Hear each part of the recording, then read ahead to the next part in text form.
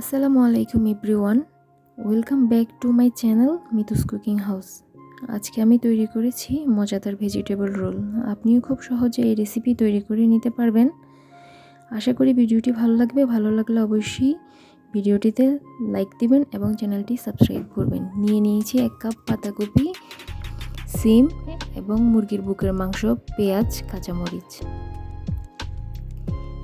নিয়ে নিয়েছি মশলা, 1 চা চামচ হলুদের গুঁড়ো, জিরার গুঁড়ো, আদা রসুন বাটা 1 চা চামচ এবং নিয়ে নিয়েছি স্বাদমতো লবণ।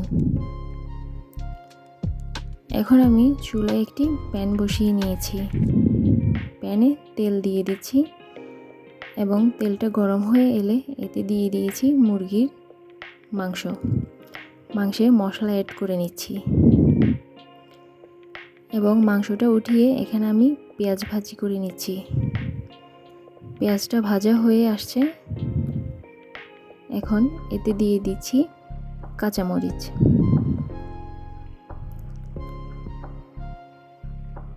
এখন এতে দিয়ে দিচ্ছি সবজিগুলো দিয়ে এতে মশলাগুলো অ্যাড করে নিচ্ছি এবং ভাজা করা মাংসগুলো দিয়ে দিচ্ছি। আমার রোলের পুর রেডি হয়ে গিয়েছে। এখন এটাকে নেড়েচেড়ে নামিয়ে রাখব। নিয়ে নিয়েছি একটি বাটি এবং 2 কাপ পরিমাণে ময়দা দিয়ে দিচ্ছি। পরিমাণ মতো পানি দিয়ে এখন আমি একটা ডো তৈরি করে নিচ্ছি। ডোটা রেডি হয়ে গিয়েছে। এখন এটা 1 ঘন্টার জন্য রেস্টে রেখে দিচ্ছি। শীট রেডির জন্য আমি রুটি শেপ দিয়ে নিয়েছি। এখন আমি একটি পিঁড়ি নিয়ে নিয়েছি এবং একটি একটি করে আমি শীটগুলো রেডি করে নেব।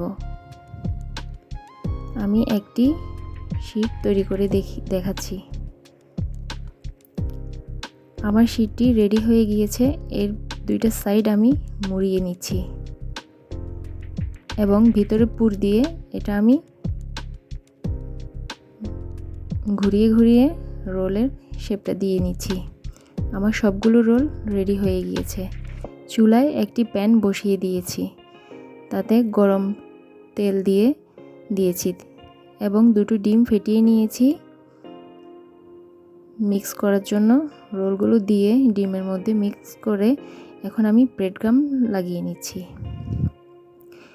এবং গরম তেলে আমি রোলগুলো মিডিয়াম আঁচে ভেজে নিচ্ছি।